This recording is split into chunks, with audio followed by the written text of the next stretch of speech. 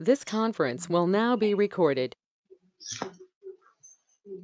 अद्य बुधवासरः अथवा सौम्यवासरः मार्गशीर्ष कृष्ण अष्टमी दिनांक 6 जानेवारी 2021 चरक सूत्रस्थान अध्याय 28 शंखं चक्रं जलौकान् दशतमृतघटं चारुदोर्विष्टतुर्भिः सूक्ष्मस्वच्छातिरुद्यां शुकपरिविलसन् मौलिमं भोजनेत्रं कालाम्भोजोज्ज्वलाङ्गं कटितटविलसच्चारुपीताम्बराढ्यं वन्दे धन्वन्तरिं तं निखिलगदवनप्रौढदावाग्निनीलं प्रौढदावाग्निनीलम् ब्रह्मणो हि समारब्धा मात्रेयाद्येषु पूजिताम् अस्मदाचार्यपर्यन्तां वन्दे गुरुपरम्पराम् आयुर्वेदरतं वन्दे माधवाख्यं महागुरुम् आयुर्वेदामृतं सर्वं शिष्येभ्यो यः प्रदत्तवान् द्रष्टा ज्ञानी दुष्टकर्मा कृतकर्मा तथैव च अध्यापकोऽभिषक् श्रेष्ठो महान् संशोधकस्तथा गुणैरेतैः समुदितैः यत्कार्यं प्रतनोति सः समृद्ध्यर्थं हि कार्यस्य वयं प्रयतामहे सरस्वत्यै नमो यस्याः प्रसादात् पुण्यकर्मभिः बुद्धिदर्पणसङ्क्रान्तं जगदध्यक्षमीक्षते आत्रेयं प्रथमं वन्दे आयुर्वेदजगद्गुरुम् आयुर्वेदामृतं सर्वं गृहीत्वा निसरेश्वरात् अग्निवेशादिकेभ्यो यत् प्रयच्छत् मुनिसत्तमः प्रथमं तन्त्रकर्तारम् अग्निवेशं नमाम्यहम्।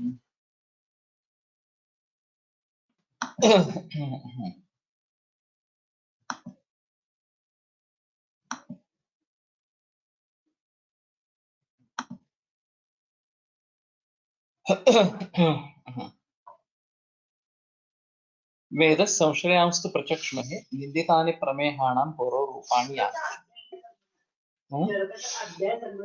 28वां अध्याय 15वां सूत्र।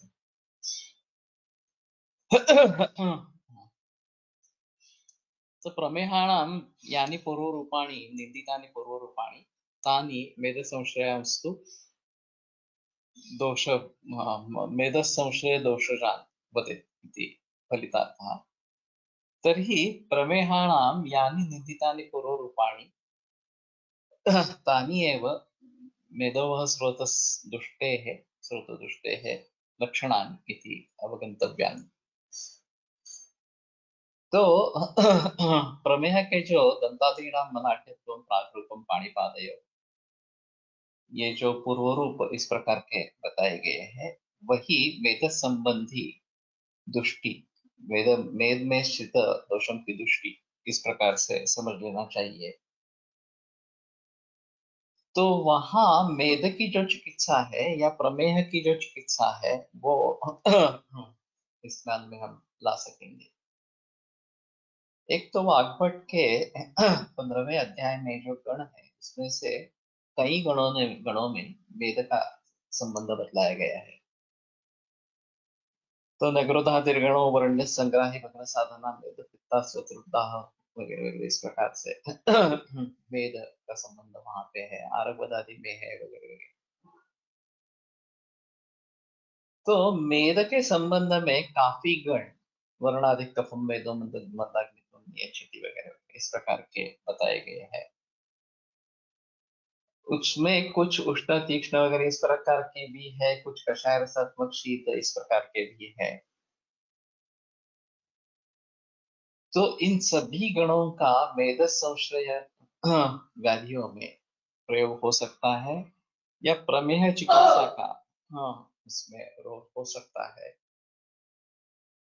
और प्रमेह के पूर्व रूप न केवल प्रमेह के लिए प्रयोग में लाए जा सकते हैं लेकिन वेद संश्रय अगर है तो उसके लिए प्रयोग में लाए जा सकते हैं। अभी मेटफॉर्मिन का प्रयोग पीसीओडी में करना ये इसी प्रकार का एक उदाहरण एलोपैथी में रहेगा। आयुर्वेद की दृष्टि से चिकित्सा अगर करेंगे तो, लेकिन हमारे हिसाब में स्थौल्य चिकित्सा वेद चिकित्सा ये साथ में चलती रहेगी।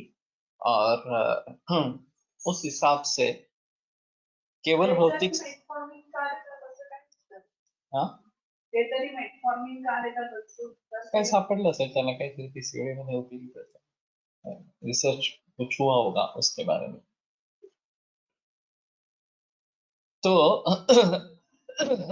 एक दूसरे से इनके संबंध है, ये एक बात अहम इस प्रकार की रही. और शिलाजतु मेद की एक अच्छी दवा है या प्रमेह की एक अच्छी दवा है. वैसे चंद्रप्रभा आरोग्यवर्धिनी इन दोनों में शिलाजतु है. ताप्यादि लोहों में शिलाजतु इस प्रकार का है. तो शिलाजतु के रसायन कार्य का और खास करके मेद के ऊपर जो उसका कार्य है उसके हिसाब से उसका ज्यादा संबंध इस प्रकार का रहेगा. और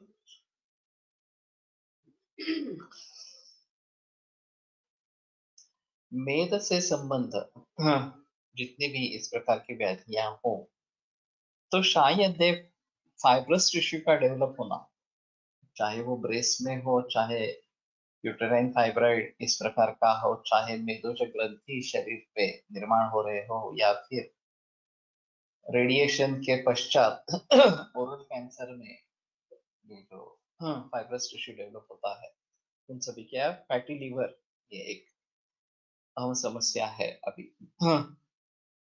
उन सभी में ये प्रमेह की चिकित्सा का शायद प्रयोग कर सकते हैं. और उसके हाँ, लिम्फोमा का रस से संबंध ज्यादा है. लिम्फेटिक सिस्टम जो है रस और रक्त इससे ज्यादा संबंध है. लेकिन ये देखना काफी जरूरी है कि मेद का ही संबंध कहाँ पे ज्यादा इस प्रकार का है. और प्रमेह में भी प्रमेह पीड़का के बारे में जब बात करते हैं, विना प्रमेहम अप्यता जायन्ते दुष्टमेधसः तावत् च नोपलभ्यन्ते यावत् वास्तु परिग्रहा. कि प्रमेह के बिना भी प्रमेह पीड़ा का निर्माण होते हैं. और जब तक वो पूरे शरीर को व्याप्त नहीं करते तब तक उनका पता नहीं चलता. तो ये भी एक अहम चीज इस प्रकार की रहेगी कि प्रमेह के बिना केवल मेद दुष्ट अगर इस प्रकार का है तो भी प्रमेह पीड़ा का निर्माण होते रहते हैं. और ये फिर हमें समझ लेना जरूरी रहेगा कि ये मेद से संबद्ध है या प्रमेह से संबद्ध है.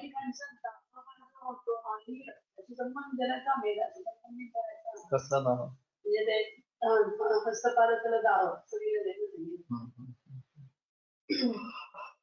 दहा लक्षण वास्तव में पित्त का है, लेकिन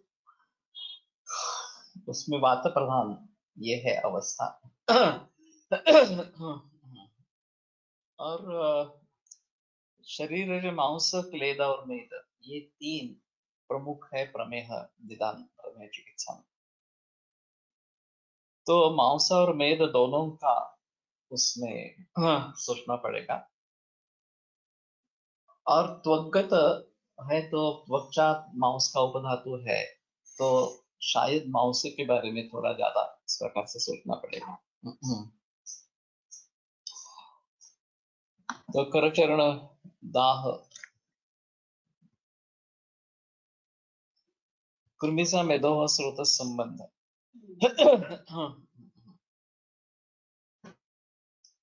एक थोड़ा अजीबी माहौल है.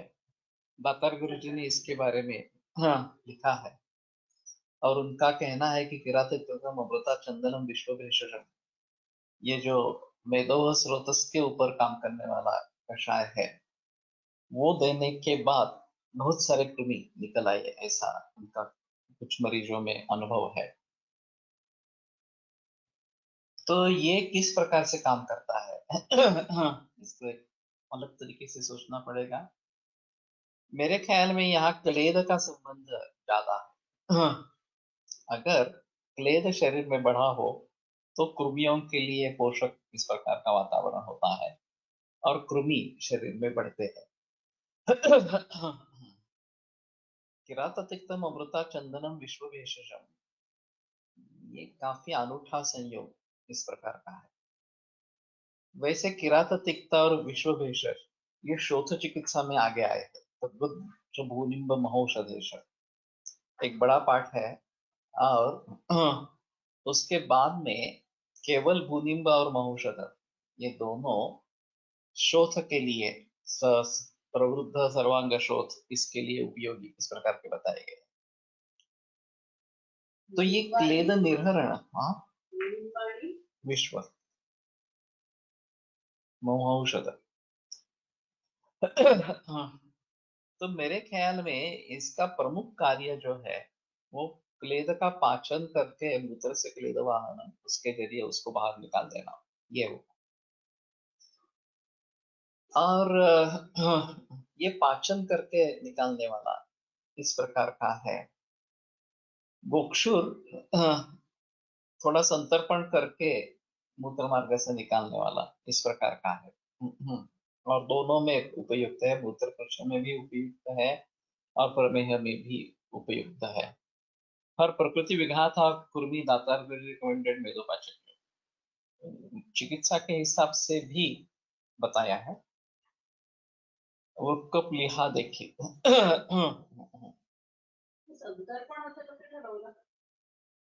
गोक्षु संतर्पण है। हाँ,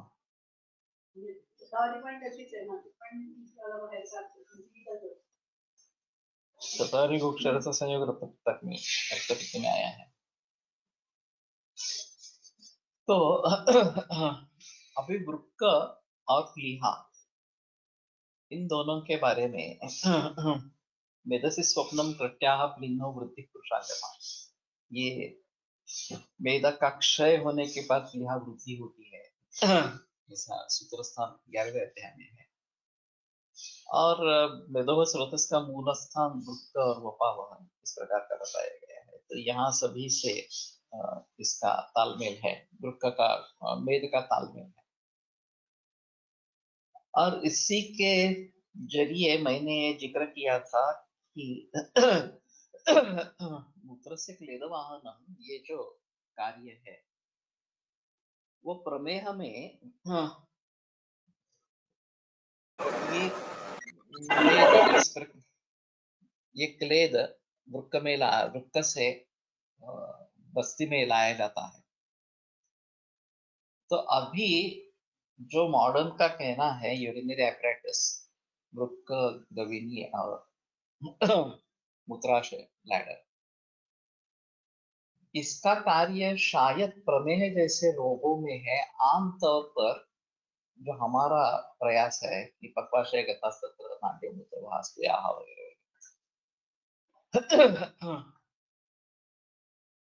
तो सारकिट्ट विभाजन होने के बाद द्रवकिट्ट जो है वो मूत्र इस प्रकार का है और वो सीधा पक्वाशय से ब्लैडर में चला जाता है, ऐसा कहना है। तो ये स्वाभाविक प्रोसेस है। उसके आगे ये क्लेद अगर शरीर में रह गया तो मेद तक पहुंचने के बाद उसको निकालने का एक तरीका प्रमेह संप्राप्ति से है। ये अच्छा तरीका नहीं है वास्तव में, क्योंकि क्लेद बढ़ गया है, इस प्रकार का है और शरीर उसको बाहर निकालने की कोशिश कर रहा है, इसलिए ये प्रभुता विलंबितता लक्षण निर्माण होता है। तो उसमें मेद का एक अहम रोल रहेगा। मैं पहले वो मेदोपाचक की बात पूरी कर देता हूँ। तो किरातिक्तम अमृता ये शोध में आया है।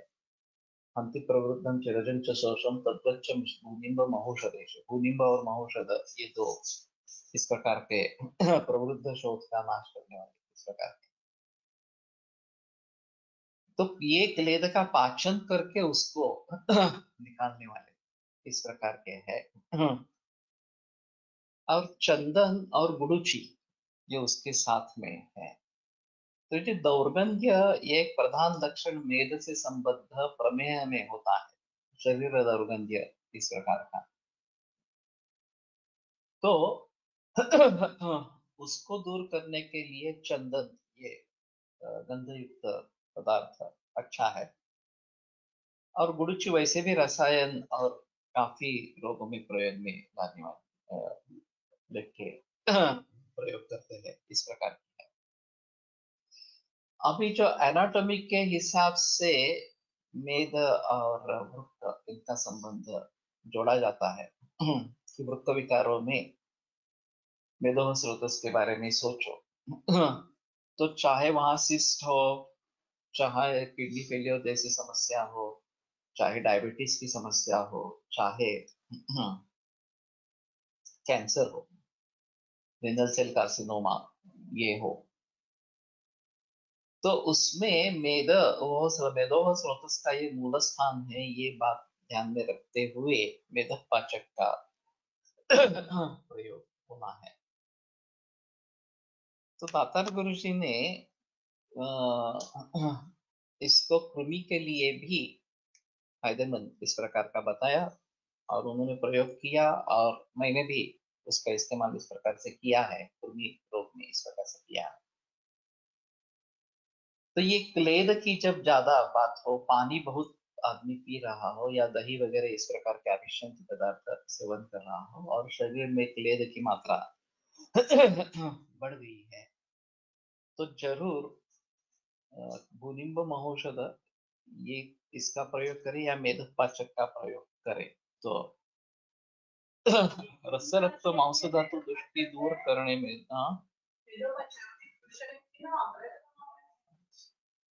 कर सकते हैं, लेकिन ज्यादातर स्थूल व्यक्ति में करना ज्यादा बेहतर है।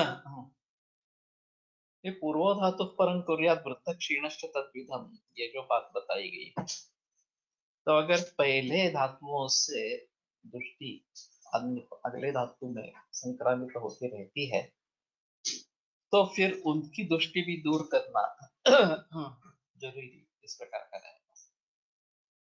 सीधा मेद ही अगर दुष्ट हो तो सीधे मेद के बारे में चिकित्सा कर सकते हैं, लेकिन अगर पहले से इसको सुधारना है तो उसके बारे में सोचना है। और प्लीहा वृद्धि के बारे में मैंने बहस की थी कि प्लीनो वृद्धि ये जो बताया गया है, तो कुछ लोग कहते हैं कि एक वपावहन एक आवरण है, मेद मेदोवर्ती है वो, उदरावर्ती, और उस वो क्षीण होने से प्लीहा स्पर्शक में हो जाती है, प्लीहा बढ़ती नहीं है, ऐसा कुछ लोगों का कहना। लेकिन ये मैं मानता नहीं, प्लीहा की वृद्धि ही होती है, ऐसा ही है।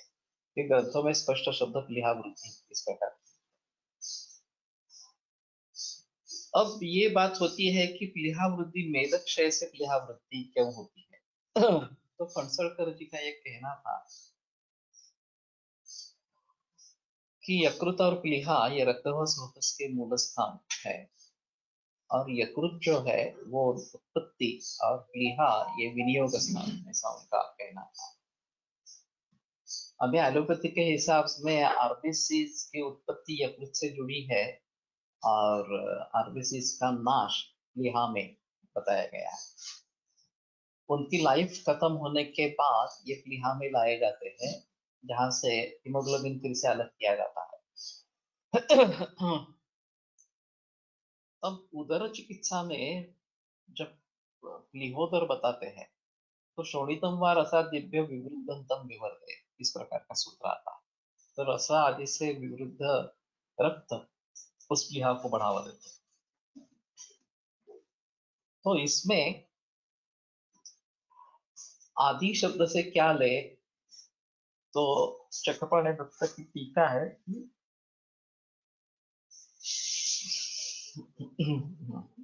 मांस मेद वगैरह से भी प्लीहा वृद्धि होती है। अब ये उत्तर धातु के बढ़ने के बाद पूर्व धातु कैसे बढ़ेगा, ऐसा एक इसमें संदेह निर्माण हो सकता है।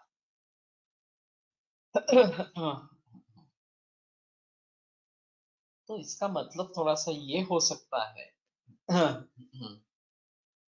कि प्लीहा में अगर मांस धातु वृद्ध हो गया और उससे रक्त बढ़ा और फिर प्लीहा बढ़, तो कई जगह प्लीहा वृद्धि में अग्निकर्म करते हैं।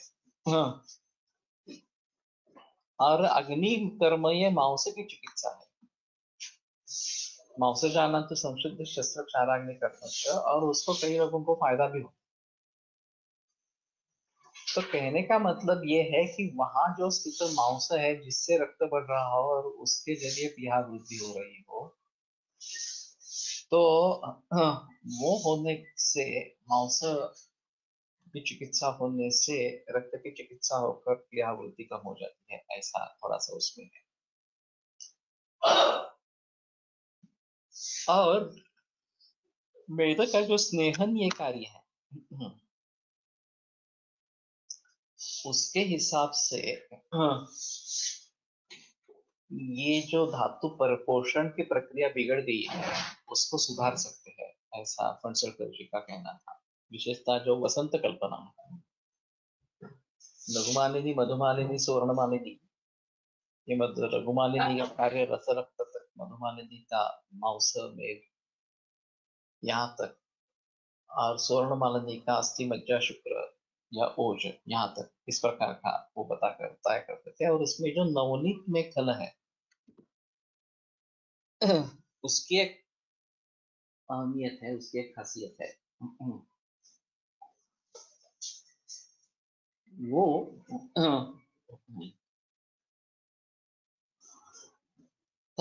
मेद को बढ़ावा देने वाली चीज है, और मेद का जो स्नेहन कार्य है वो भली भांति करता है।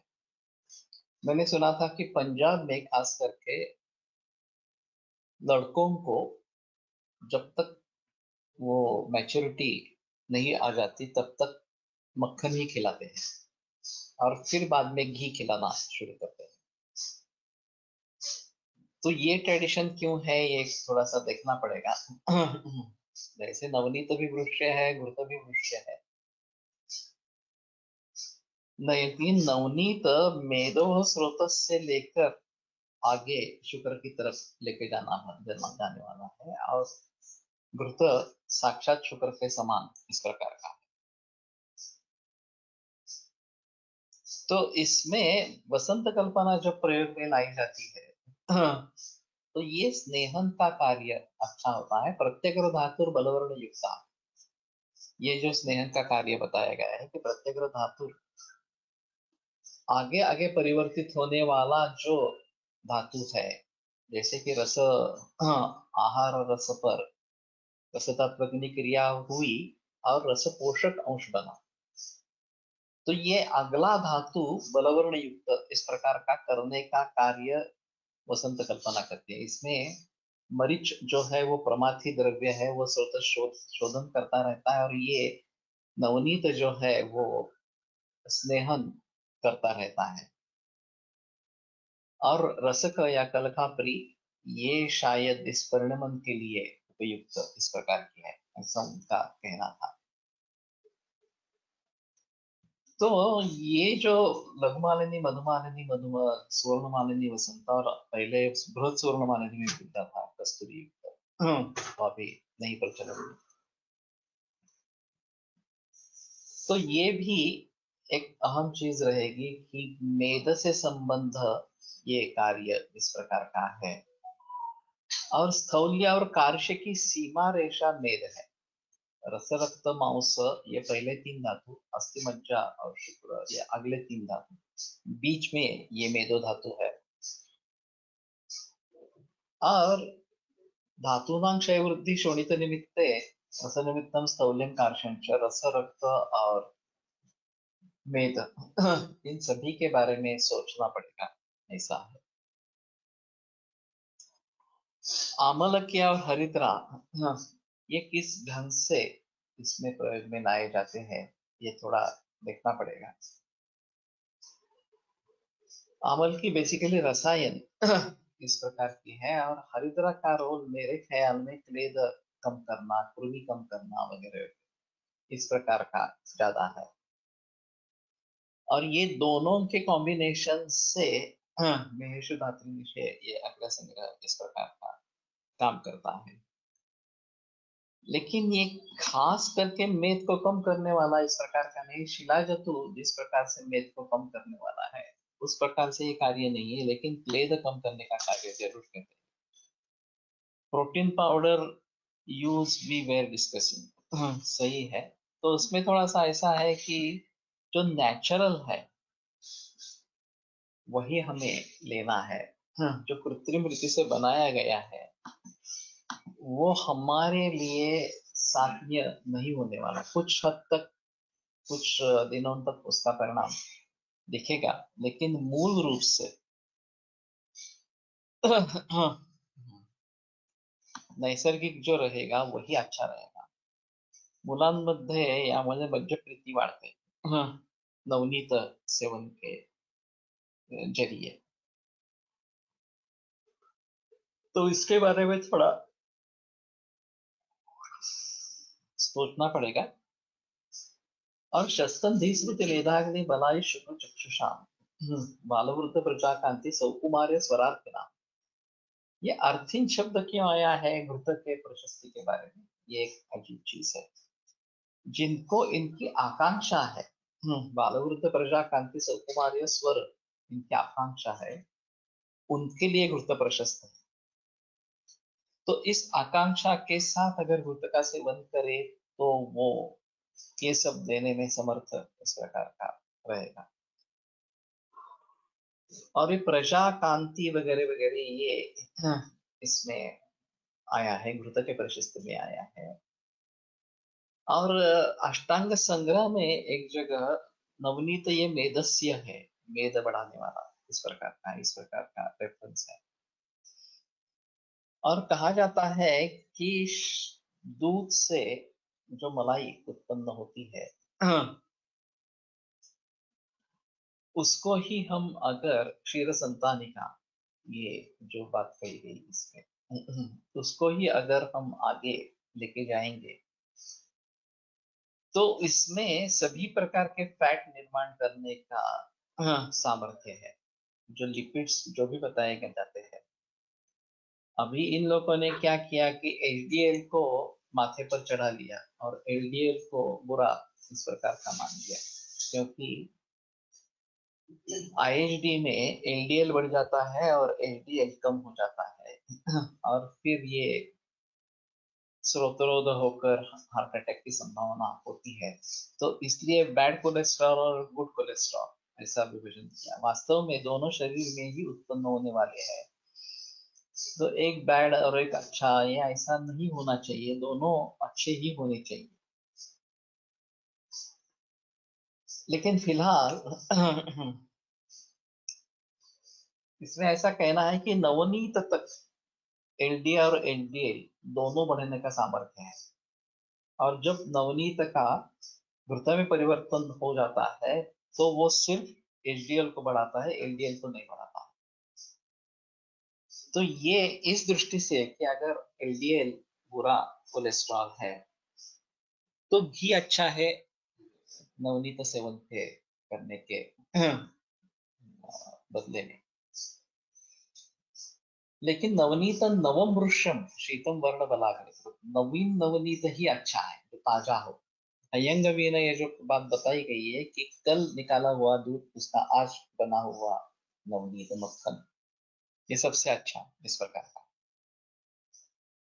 अभी जो विदेशों में नवनीत या बटर का ज्यादा प्रचलन है और वो काफी देर तक रेफ्रिजरेटर में पड़ा रहता है,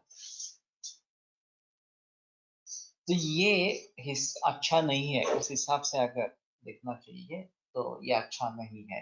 तो बेटर ऑप्शन है कि नवनीत अगर ताजा हो तो उसका प्रयोग करें, नहीं तो घी में परिवर्तित करके घी का प्रयोग करें, वो सबसे ज्यादा अच्छा इस प्रकार का होगा।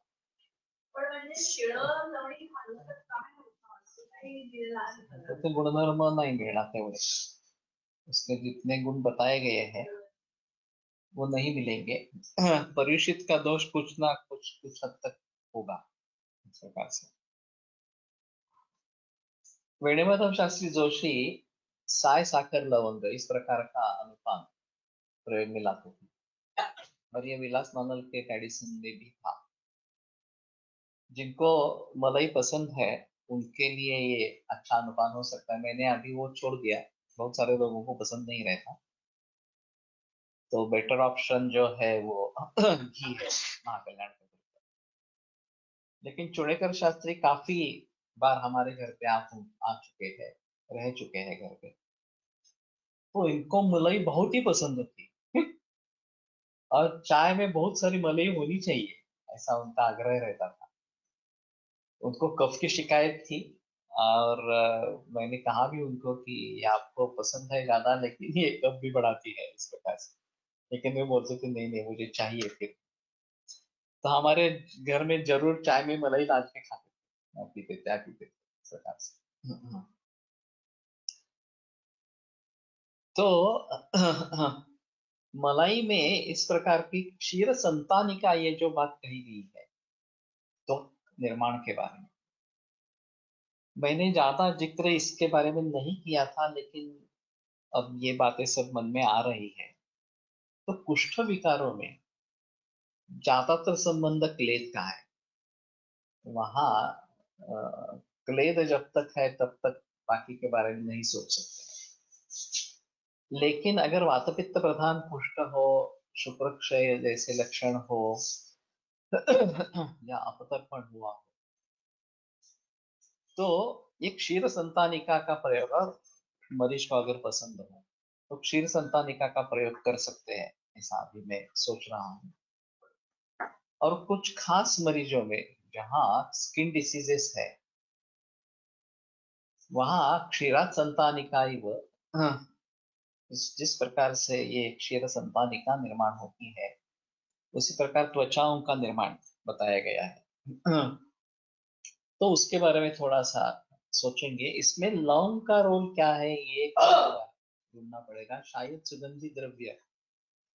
और लौंग की खासियत ये है, शीत होने के बावजूद ये तीक्ष्ण है। जनरली उष्ण तीक्ष्ण चित्रक मरीच वगैरह होते हैं, लेकिन ये शीत और तीक्ष्ण है। ये प्रॉपर्टी सिर्फ कर्पूर में है और लवंग में है। तो ये तीक्ष्ण गुण भेदन इस प्रकार का करने वाला है, और शीत होने के कारण फिर भी पित्त का वर्धन नहीं करता है।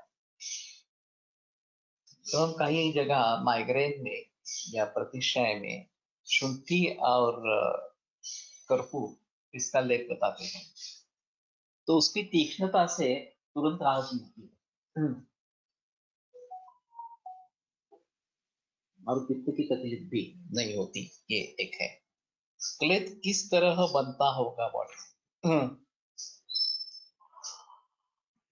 हाँ, इसमें थोड़ा सा ऐसा है कि पानी ये मुख्य है क्लेद बढ़ाने के लिए। और दही वगैरह जो अभिसंधि पदार्थ है, अचार है खास करके, ये एक अहम का रोल है क्लेद के बनने में। और स्नेहन भी जरूरी है, स्नेह भी जरूरी है, और क्लेद भी जरूरी है अन्न पचन के लिए। तो ज्यादा स्नेह हो गया, ज्यादा पानी हो गया, दोनों तरीके से क्लेद इस प्रकार से बढ़ेगा, और ये तकलीफ निर्माण करेगा। वैसे क्लेद एक आवश्यक प्राकृतिक शारीर भाव है जो होना चाहिए शरीर में, और वो नहीं होगा तो भी मुसीबत रहेगी। खास करके पचन की प्रक्रिया में बाधा निर्माण होगी। और ये केवल जठराग्नि के स्तर पर ही नहीं, लेकिन भूताग्नि और धात्वाग्नि के स्तर पर भी क्लेद का होना जरूरी इस प्रकार का। लेकिन क्लेद बढ़ जाएगा तो फिर ये, हाँ, तकलीफ करेगा। क्लेदक कफ का सच कुछ इससे संबंध है तो क्लेदनाथ क्लेदन कर्म करता है, और इसके जरिए पचन सुलभता से होता है। ये क्लेदक कफ का मुख्य कार्य है इस प्रकार। और आमाशय में, हाँ, ये प्रमुखता से रहेगा। लेकिन अगर पचन की प्रक्रिया, आहार परिणाम कर भाव, ये जो बताए गए ऊष्मा वायु क्लेदहा, इस प्रकार का उसमें भाव बताया गया है। तो कहीं भी आहार का परिणमन होता हो वहां क्लेद होना जरूरी इस प्रकार का है। सिर्फ प्रमेह जैसे विकारों में ये बढ़ जाता है, कुष्ठ में ये बढ़ जाता है क्लेद, और ये अप्राकृतिक इस प्रकार का हो जाता है, तो तकलीफें बढ़ती है। तो मैं सोच रहा था लवंगमधून तेल निघतं म्हणून स्निग्ध म्हटलं आहे का, कारण अभ्यंतर प्रयोगाने वृक्षगुण वाढवतो। मुश्किल है। हाँ हाँ हाँ, वृक्षगुण बढ़ाता है इस प्रकार से। अभी जो लौंग हमें मिलती है वो तेल निकाली हुई लौंग मिलती है। वैसे तेल वाली ओरिजिनल लवंग खाएंगे तो उसमें स्निग्धता की प्रचिति होती रहती है। और ये लौंग जो है वो बाय प्रोडक्ट है, लवंग का तेल ज्यादा बिक्री में वो पैसा दे देता है इस प्रकार का। और अविपत्ति कर चूर्ण में लौंग का काफी इस्तेमाल है, निशोत्तर मुख्य दवा है, और उसके साथ में शर्करा और ये लौंग इस प्रकार की। और शायद हाँ, दुर्दर्श बीभत्स वगैरह इस प्रकार के योग ये वमन करवाने में अच्छे हैं, और जो सुगंधी मन को आह्लाद देने वाले वगैरह इस प्रकार के हैं वो विरेचन करवाने हैं, अधो मार्ग से लेके जाने वाले तो इसमें लवंग का एक रोल रहेगा। और लवंगादि और महालवंगादि चूर्ण ये खास करके तुम्हारे मानसिक विकारों में ज्यादा अच्छे, मन की अप्रसन्नता हो तो इसमें ये काम करते हैं। वैसे रसिक के क्लिनिक में लवंगादि चूर्ण का काफी इस्तेमाल है, मैंने भी उसके बाद ये आरंभ किया लवंगादि चूर्ण का। और पहले एक महालवंगादि चूर्ण बनता था यूनाइटेड फार्मा का, वो तो फार्मेसी बंद हो गई अभी, तो उसमें सुवर्ण वगैरह भी था। हाँ, तो ये भी एक मानस रोगों पर अच्छा काम करने वाला इस प्रकार का मेडिसिन था। सुखानुबंधी सूक्ष्म सुगंधो रोचनो मृदु हो, सुखानुबंध निर्माण करने वाला है सुगंध जो है वो, और उस दृष्टि से इसका उन्माद वगैरह विकारों में प्रयोग करेंगे तो ज्यादा बेहतर इस प्रकार का रहे। तो मैं फिर से थोड़ा सा सोचता हूँ कि साय साकर लवंग ये जो अनुपान है ये फिर से कुछ लोगों में कोशिश करूंगा प्रयोग करने की। और दूसरी चीज उसमें ऐसी है कि क्लेद अग्निमांद्य कुर्मी ये नहीं हो, कि इसमें आवश्यक है जब ये इस्तेमाल करना है साय साकर लवंग इस प्रकार का प्रमेह में भी प्रयोग कर सकते हैं। और वसंत कुसुमाकर का जो अनुपान बताया है प्रमेह रुजरात्रि मधु शर्करा भिस्सव, तो हरिद्रा मधु और शर्करा इसके साथ प्रमेह में वसंत कुसुमाकर का प्रयोग करना। तो मधु और शर्करा ये भी कॉम्बिनेशन थोड़ा अजीब कॉम्बिनेशन है, मधु कफ पित्त शामक है और शर्करा वात पित्त शामक इस प्रकार की, तो ये थोड़ा त्रिदोष शामक गुरु और ब्रूहण इस जाति का अनुपान है। और शायद उसके साथ में रजनी की जोड़ इसके लिए है कि क्लेद को काबू में इस प्रकार से रखे। तो मेरे ख्याल में अभी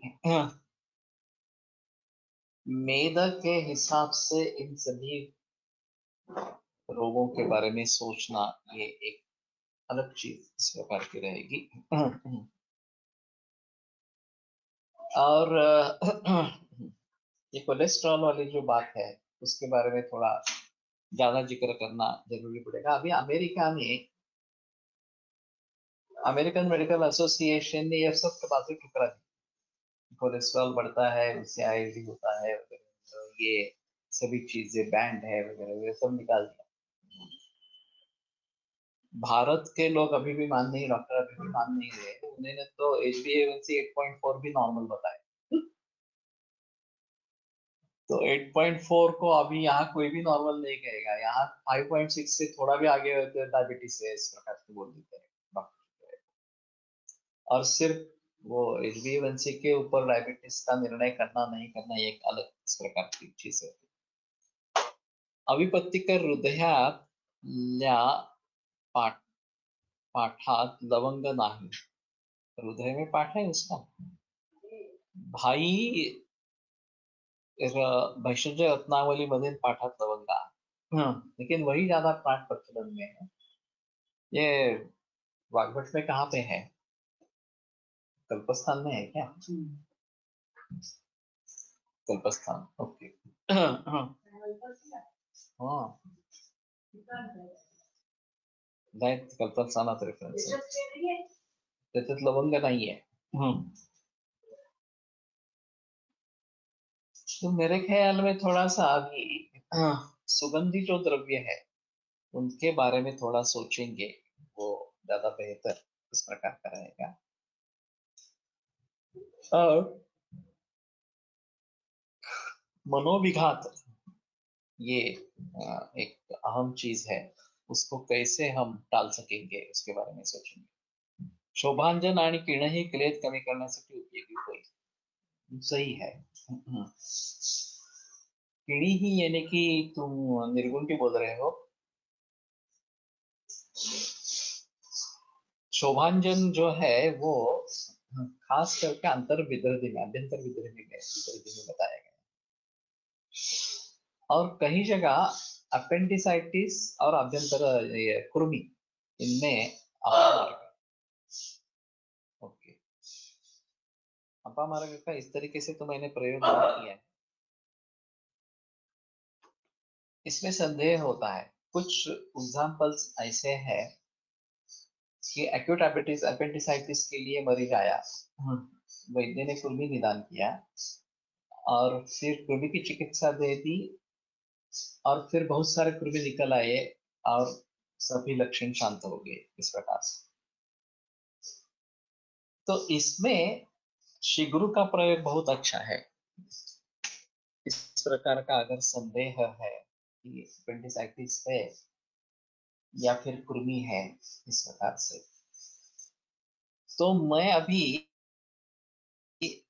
मुद्ग और शिगुरु इनका यूज बना के देने के लिए, उसी पे रहने के लिए बताता हूँ, और कृमि और इन दोनों की चिकित्सा करते रहे, विद्रधि की चिकित्सा करते रहे।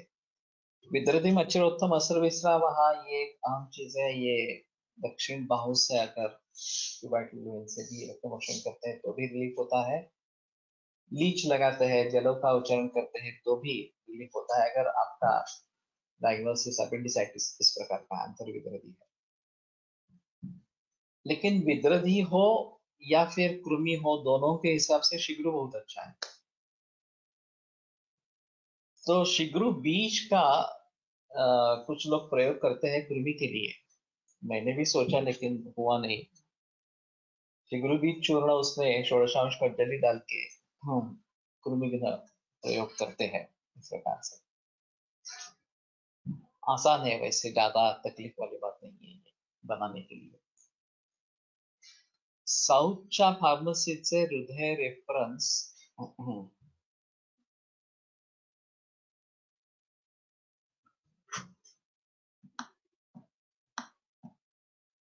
से मिलते, ओके। योषत्रिजातकाम्बोधक कुर्मिघ्नामलकैः स्त्रीवृत् सर्वैः समासिता चौदरेण गुटिका कृताः मूत्रकृच्छ्रज्वरच्छर्दी कासशोषभ्रमक्षये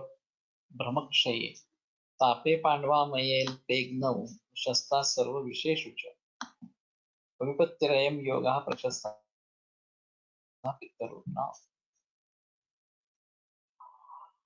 मूत्रकृच्छ्रज्वरच्छर्दी कासशोषभ्रमक्षय,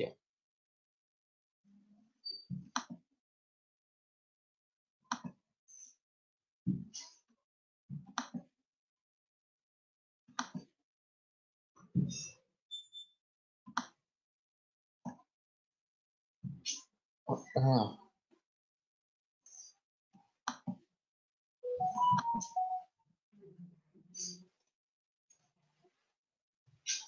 बाहेर आला आहे तो.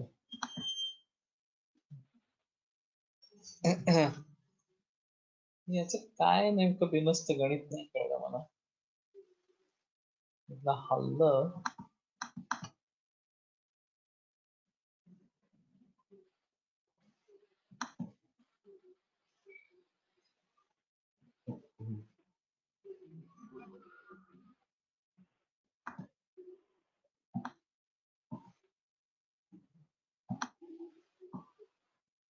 सुश्रुत ते हल्लंय पण आता काहीच वर्कच होत नाही याचं काही खाली वर काहीच होत नाही. हे इकडनं इकडं हल्लं त्याच्यामुळे हल्लं काही कळलं नाही मला.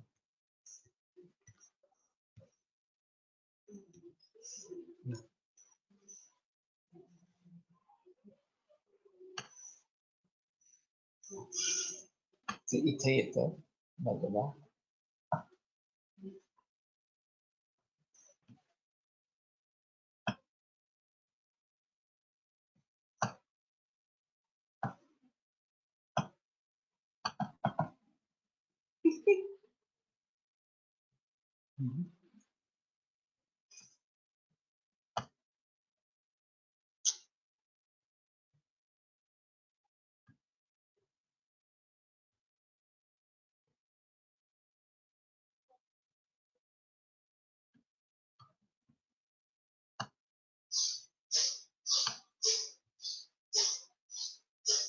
नाही आता हा चॅट बॉक्स आहे वरचा.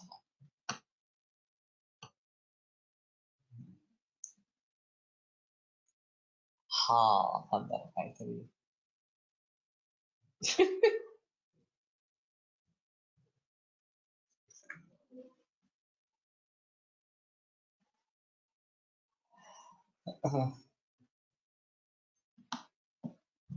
व्योषत्रिजात काम बोधक कुर्मिघ्ना मलकैः त्रिवृत.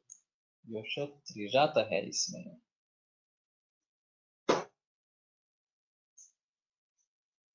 त्रिजात मध्ये काय काय येतं? दालचिनी व एला आणि दालचिनी. वेलापत्र, तमालपत्र. अंभोद कृमिघ्न आमलकैः त्रिवृत सर्वैः समसिता शौद्रेण गुटिका कृता. हा मूत्रकृच्छ ज्वरच्छर्दी कास शोष ब्रह्मक्षये तापेत पाण्वामयेल प्रेग्नौ शस्ता सर्व विशेषुच अविपत्तियरम रयम योगा प्रशस्ता पित्तरोगिणाम. तो शायद इसको केमोथेरेपी के साथ में प्रयोग कर सकेंगे. विषय रोगिणाम ये एक अहम चीज है इसमें. और खास करके जब कॉन्स्टिपेशन होता है केमोथेरेपी के बाद इसमें प्रयोग कर सकते हैं. पित्त रोगी, ये वैसे पित्त को बढ़ावा देने वाला ये केमोथेरेपी रेडिएशन ये सब. तो ये किस फार्मेसी का मिलता है वैसे बना भी सकते हैं. ज्यादा तकलीफ नहीं है बनाने में, ज्यादा डिफिकल्ट नहीं है. विरेचन कल्पात है. अविपत्तिकरच्या पाठात ज्वर आले आहे व पुन्हा तापे असेही आले आहे. ज्वर व ताप मध्ये काय फरक है? ताप यानी कि सिर्फ उष्णता इस प्रकार का होना, और ज्वर ज्वर तो और ताप ये मानसिक भी हो सकता है थोड़ा सा. ये भी एक बात रहेगी इस प्रकार से. तो ये किस फार्मेसी का मिलता है वो बताओ. एवीएस वैद्य रत्नम. ओके. अभिपत्ती चूर्ण लवंगा विरहित इस प्रकार से. आपण लवंगा सहित आपणच करतो घरी इथे. तो ये शायद और उसका भी पाठ देखना चाहिए. जो अभी वैशिष्ट रत्नावली का पाठ है उसकी फलश्रुति देखें. Most of south pharmaceuticals are having this part. Avipatti and Avipattikar are different. Avipatti is used by South Indian Vedas for viration. Yeah, that is true. तो शायद इसके बारे में थोड़ा सोचेंगे कि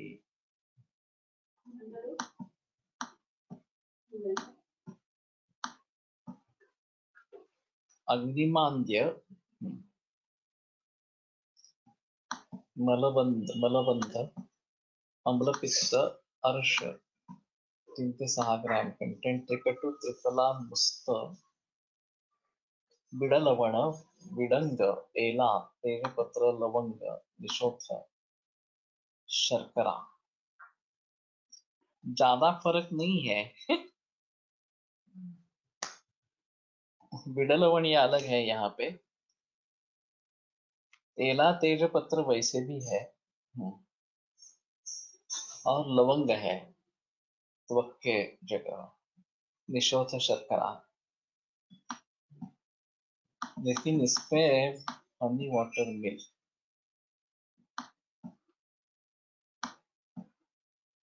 अम्लपित्ताधिकार। ओके,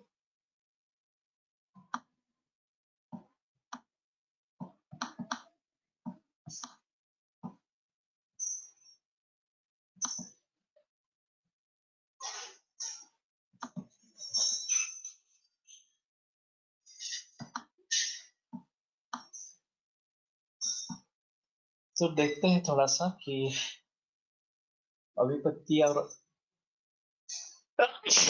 अभिपत्ति कर इसमें थोड़ा अंतर करना पड़ेगा।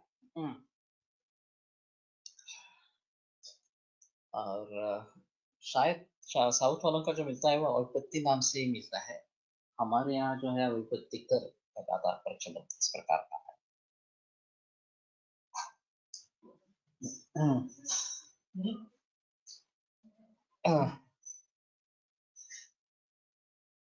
थोड़ा सोचूंगा इसके बारे में।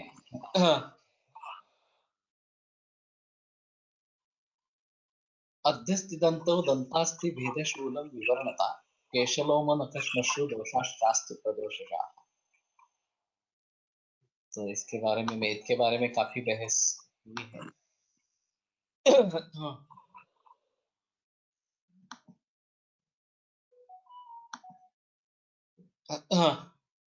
अध्यस्तिदंतो, अध्यस्ति अधिदंत, दंतास्ति भेद शूलम विवर्णता। दंत अस्ति भेद और शूल विवर्णता। तो विवर्णता दंत की ही लेनी है या दूसरे किसी चीज की लेनी है, ये थोड़ा सा सोचना पड़ेगा। शूलम इति अस्ति शूलम, triphala is also additional in Nashidharthavali Pasha. Okay.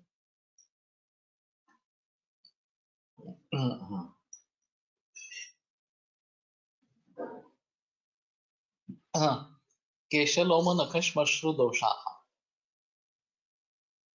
तो इसमें श्मश्रु भी आई है। केशलोम नख और श्मश्रु ये अस्थि प्रदोष जो विकार इस प्रकार के बताए गए। श्मश्रु का संबंध शारंधर वगैरह या शारंधर या योगत्नाकर शुक्र धातु से लगाया गया है, क्योंकि ये व्यंजक है, व्यंजक लक्षण इस प्रकार के है कि युवावस्था प्राप्त हो रही है। तो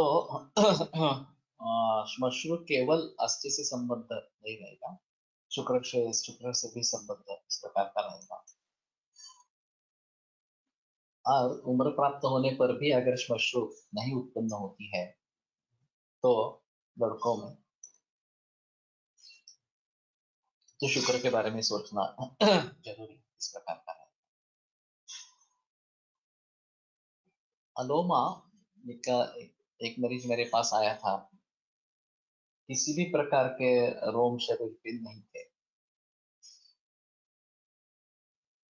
मस्तक पूरा जो है वो कलवाट ही था, लेकिन भ्रू के केस या फिर श्मश्रु मूछे कुछ भी नहीं था। उम्र करीबन 28-30 थी। उसको स्टीरॉइड्स कुछ हद तक दे दी थी, उससे थोड़ा सा रिलीफ हुआ था, लेकिन स्टीरॉइड देखते रहना भी ज्यादा अच्छा नहीं है। वो मेरे पास आया लेकिन मेरे पास टिका नहीं। तो ये काफी कंजेनाइटल इस प्रकार की विकृति रहेगी और ट्रीट करने में काफी मुश्किल इस प्रकार की होती है। तो ये सभी अस्थि प्रदोषज विकार इस प्रकार के बताए। अभी अध्यस्ति और अधिदंत ये दिखाई देते हैं, और फिर वो एक बार हो गए तो हो गए, वो परमानेंट जैसे हो जाते हैं। तो उनमें अस्थि विकृति है ही ऐसा मानकर चलना उचित रहेगा। या जो बहुत ही ऊंचे लोग होते हैं या द्वार होते हैं, उनके बारे में भी ये अस्थि के संबंध में विचार करना जरूरी इस प्रकार का रहेगा। और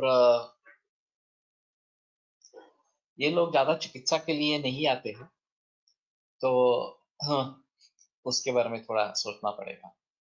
मेनोपॉज वुमन मध्ये केशवृद्धी दिसते पुरुष सारखी, त्याचा संबंध अस्थि शुक्र की दोन्हीशी संबंधित, दोनों से संबंधित, ज्यादातर शुक्र से संबंधित। इसमें एक ऐसा सोच सकते हैं थोड़ा सा कि केश श्मश्रु ये सब मल है अस्थि के। अस्थि धात्वग्नि अगर ठीक तरीके से काम नहीं कर रहा, तो मल भाग ज्यादा निर्माण हो रहा है और सार भाग कम निर्माण हो रहा है। तो इसमें बेहतर ऑप्शन होता है अस्थि मज्जा पाचक घृत का प्रयोग करने का। अभी कुछ हद तक मैंने रसपाचक वगैरह घृत के माध्यम से प्रयोग में लाए हैं। और सभी मरीजों में नहीं देता, लेकिन कुछ मरीजों में रक्तपाचक घृत, रक्त कल्याण का तो हम प्रयोग करते हैं, लेकिन अस्थि मज्जा पाचक घृत, मांसपाचक घृत ऐसा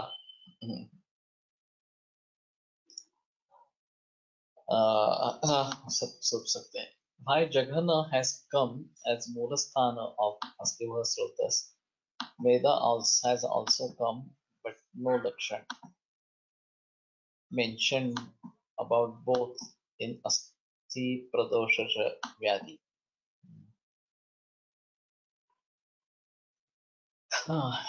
ये अभी मूलस्थान के बारे में बताते रहना ये काफी मुश्किल इस प्रकार का है। अस्थि पे एक सेंटर रहता है एलोपैथी के हिसाब से, हाँ, और वहां से उसकी बढ़ोतरी होती रहती है। तो मेदो मूलम जघनम च, पूर्व धातु और जघन ये अस्थिव स्रोतस के लिए मूल स्थान इस प्रकार का बताया। और उसके बारे में यहाँ पे कोई जिक्र नहीं है। जैसे स्नायु मूलम त्वच ये मांस के बारे में बताया, और फिर कौन सा स्नायु वगैरह ये सब समझना मुश्किल है। उसी प्रकार जघन का कुछ संबंध इस प्रकार का होना चाहिए। और शायद उसके बारे में थोड़ा अलगता से सोचे। Whereas Katiswapa has come in Medaksha.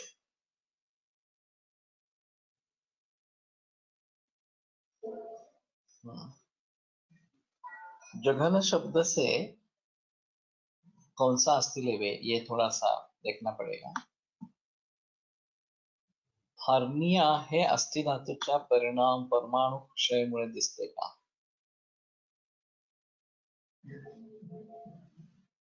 नहीं बता सकते। हर्निया वास्तव में अस्थि से संबंध नहीं रहेगा, ये मांस शैथिल्य इससे ज्यादा रहेगा संबंधित। कैल्केनियल स्पर में अस्थि वृद्धि का विचार कर सकते हैं क्या? वृद्धि का नहीं रहता।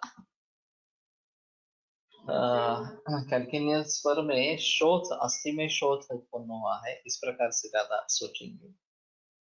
और जो स्पर आती है ये एक अलग विषय है। उसमें जो एक तीक्ष्णत्व या कंटक जैसा हो जाता है, वो एक अलग चीज है। और ये ऑस्टियोपोरोसिस से संबद्ध इस प्रकार की है। तो मुझे अगले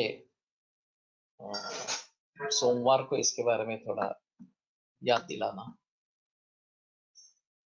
जघन means pelvis or pelvic bones. Ideally, जघन कपाल means ilium. दाढ़ी मूछ के पालित्य में शुक्र का विचार कर सकते हैं क्या, और उसका चिकित्सा में कैसे प्रयोग? शुक्र का विचार करना है, वैसे रस का भी विचार करना है और अस्थि का भी विचार करना है। तो हर एक मरीज के अनुसार होना है. Spur is just like osteophyte. क्षयात्मक संप्राप्ति ऐसे वाटते वही है, लेकिन ये क्यों होता है ये थोड़ा सा सोचना पड़ेगा. तो ठीक है, सोमवार को आगे मुझे फिर से इसके बारे में याद दिलाना. वैसे हम दंतास्ति यहीं से शुरुआत करेंगे सोमवार को, तो शायद बात करेंगे. तो अब यहीं पे रुकते हैं. किंवा प्रोलॅप्स हे येऊ शकतं का अस्थिधातूमध्ये, अस्थिधातू क्षयमध्ये? प्रोलॅप्स वो अलग चीज है एक्चुअली. संधिच्युति ये एक बताया गया है, खास करके हनुस्रंस ये बताया गया है, लेकिन वो अस्थि से संबद्ध नहीं है. ये तो सिरा स्नायु स्नायु से संबद्ध ज्यादा इस प्रकार का है. परमाणु क्षय नहीं, मुझे नहीं लगता है अभी, लेकिन ठीक है. अगले सोमवार को इसके बारे में विचार करेंगे. आयुर्वेद प्रकांड निगदित इह शल्यतंत्र प्रधानः शिष्येभ्यः शाश्वतो यन्निखिल जन कृपा व्याप्त चित्तेन येन आयुर्वेदस्य वाञ्छन् पुनरपि भुवने ताञ्च सुष्ठुः प्रतिष्ठां श्रेष्ठं धन्वन्तरिं तं प्रणमति च सदा वैद्यवर्गो हि नूनम्, वैद्यवर्गो हि नूनम्. जब हम ये सहस्र योगम पढ़ रहे थे, वहां अस्थिस्राव ऐसा कई जगह पे आया था, और ये ज्यादातर श्वेत प्रदर वगैरह से जुड़ा था, लेकिन वहां पे लिखा था वो अस्थिस्राव इस प्रकार का लिखा था. तो अस्थि का और स्राव का क्या संबंध है, ये थोड़ा देखना पड़ेगा. pelvic floor weakness seen osteoporosis leading to urine incontinence in aged. Urine incontinence ये और भी एक अलग चीज है, जिसका संबंध मैं इंद्रियों से ज्यादा मानता हूँ, और उसके बारे में अलगता से सोचता हूँ. ठीक है, विरम्यते व्याख्यान श्वः